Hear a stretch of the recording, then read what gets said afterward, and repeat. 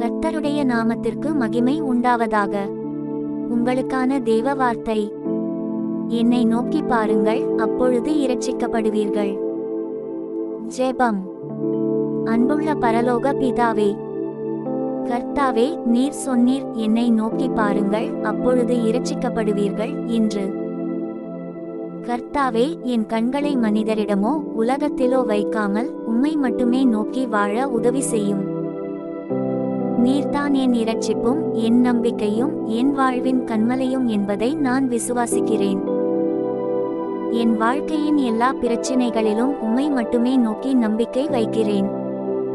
நீர் என்னை இரட்சித்து ஆசீர்வதித்து நடத்துவீர் என்ற நம்பிக்கையை உறுதியாக வைத்திருக்கிறேன். இயேசுவின் நாமத்தில் ஜெபிக்கிறோம் எங்கள் நல்ல பிதாவே. ஆமென்.